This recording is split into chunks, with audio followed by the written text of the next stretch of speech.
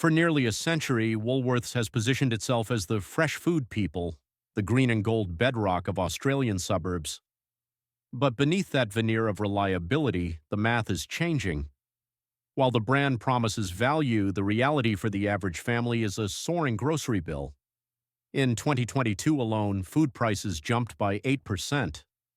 We're seeing quiet shifts in pricing structures, rewards programs, and product dimensions that are eroding the very value we've been taught to trust. Today, we are peeling back the layers on the tactics used by Australia's largest supermarket chain. We will look at the rise of the dual pricing system, the calculated shrinkflation of household staples, and the systemic move toward automation that leaves many behind. We'll examine the margin management engines revealed in internal slides and the 18% price gap between the big players and their competitors. If you stop watching now, you're still navigating these aisles blind, essentially consenting to a system designed to extract more while giving you less. This isn't just about a more expensive loaf of bread, it's about a fundamental shift in the Australian way of life. Let's get started. The story of Woolworths is, in many ways, the story of modern Australia.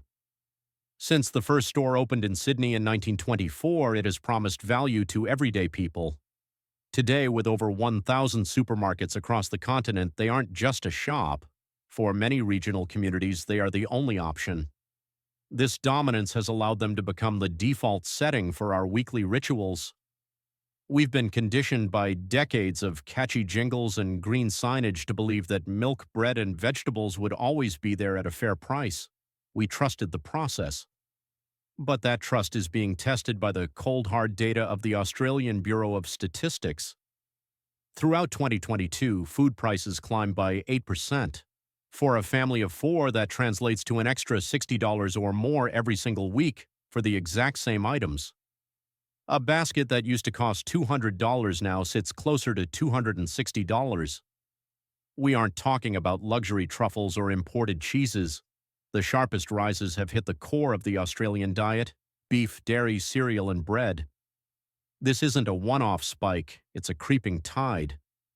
We see it in the media reports of pensioners splitting their shops between 3 different stores just to make ends meet, or parents at the checkout having to make the gut-wrenching decision of which item to put back because the total exceeded their bank balance.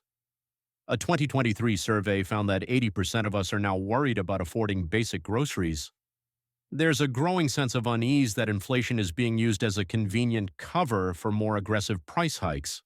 Take the bread aisle, for instance. You see a loaf of bread. The tag says $3.50. It looks like a bargain, but look closer. That $3.50 is only for everyday rewards members. If you aren't part of the scheme, that same loaf is $4.20 tall. That is a 20% premium for the simple act of wanting to remain anonymous. This dual pricing system is the new frontier. On a single basket, a non-member might pay $7 to $80 more than a member. Over a month, that's $30. Over a year, you're looking at hundreds of dollars in non-member taxes. Everyday Rewards now boasts 14 million members. It is one of the largest loyalty schemes in the country. It's free to join, sure, but the currency you're paying with isn't just money, it's your data. Every scan, every boosted offer, every item you buy is tracked, mapped, and fed into an algorithm. And this leads us to the heart of the machine. Internal Investor slides from 2024 reveal what they call a margin management engine. This isn't just marketing speak, it's a sophisticated system that uses your loyalty data to drive higher returns on core products. They see your data as an asset to protect their margins. While the public focuses on inflation, the system focuses on margin protection. The Australian Competition and Consumer Commission, ACCC, is starting to ask the tough questions. In their 2024 inquiry, they warned that these complex pricing tiers could undermine transparency. When 2 chains control nearly 70% of the market, the power imbalance is staggering. The question is the discount genuine, or is the regular price artificially inflated to force you into a data tracking program? Interactive question. Have you ever reached the checkout and realized the special you saw on the shelf didn't apply because you didn't scan a card or use an app? I'd really like to know if you've felt that checkout surprise lately. Share your story in the comments. Now let's talk about what happens before you even reach the register. It's called shrinkflation, and it's a masterclass in visual deception. Consider a box of cereal. It looks identical to the one you bought last month. The price stays steady at $4.50, but if you check the weight, you'll find that in late 2023, the 560 green box quietly became a 495 green box. The math is brutal. Your cost per 100 grams didn't stay the same. It jumped from 80 cents to 91 cents. That's a 13% price hike hidden in plain sight, and it's a pattern. Chips shrinking from 200 green to 170 green. Chocolate blocks trimmed from 200 green to 180 green. Yogurt tubs losing 100 grams while the price remains frozen. Packaging is designed to distract you. Bright colors, same great taste banners, and bold logos draw your eye away from the fine print at the bottom. While unit pricing is required by law, the font is often so small it's practically invisible to a busy parent or a senior shopper. Choice, the consumer advocacy group, found that these shrinkflation tactics often mask unit price increases of 10% to 25%. You're paying for food that simply isn't there anymore. And this is where the central twist of the system becomes clear. We often blame the economy or global supply chains for these changes, but when you look at the 6:1 ratio of self-checkout terminals to staffed lanes, or the way margin management engines are discussed in boardrooms, you realize this isn't an accident. It's a deliberate design. The system is being optimized for efficiency and profit, often at the expense of the human experience. Walk into any suburban Woolies and look at the assistance available lane. It's usually a single staffed register with a queue stretching back to the magazines. Meanwhile, the self-checkout area is a sea of beeping machines. For many, this is convenience. For an elderly shopper with arthritis trying to weigh a bag of potatoes, it's a barrier. A 2024 survey of 15 stores showed that during peak hours, the average number of open staffed lanes was fewer than 3. This shift toward automation doesn't just reduce labor costs, it changes the social fabric of the shop. You're no longer a customer being served, you're an unpaid operator of their machinery. But there is an alternative, and the numbers here are perhaps the most shocking part of our investigation. To see how much this system actually costs you, we conducted a basket audit. We compared 12 staples, bread, milk, eggs, cheese, mince, and more, across Woolworths, Kohl's, and Aldi. The results? Woolworths came in at $52.40, Kohl's was nearly identical at $51.80, but Aldi, their total for the exact same items was $43. That is an 18% difference. Aldi doesn't have loyalty cards, they don't have member-only pricing, they don't have complex apps. The price on the shelf is the price you pay.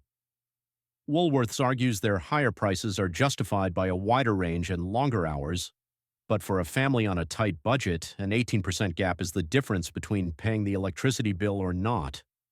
It's a measurable real-world impact that proves the duopoly price is not the only way. We see the same pattern everywhere, the complexity of the member system versus the simplicity of a flat price, the rise of the machine versus the human touch, the shrinking product versus the steady price tag. These aren't just minor inconveniences.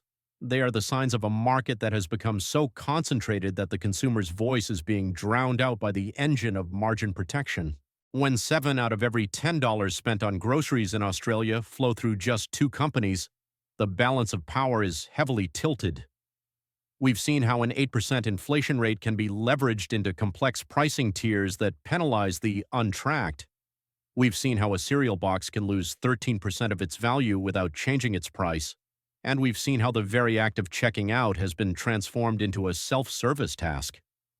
The common thread here is the erosion of transparency. When pricing becomes a layered system dependent on data sharing, the concept of a fair deal disappears. But as consumers, we still hold the ultimate veto. Understanding the system is the first step toward reclaiming that power.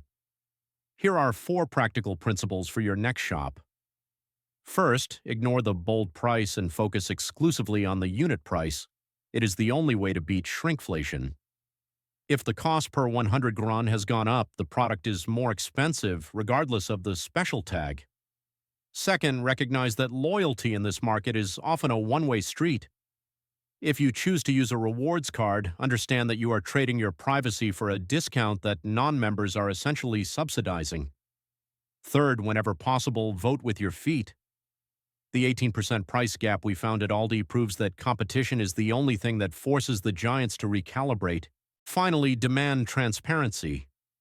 Read the labels, question the member-only tags, and don't be afraid to voice your frustration when the service doesn't match the price.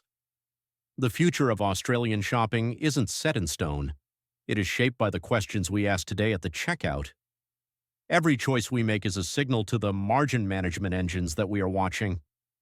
If this investigation helped you see the supermarket in a new light, please hit the like button and share this with someone who's struggling with their grocery bills.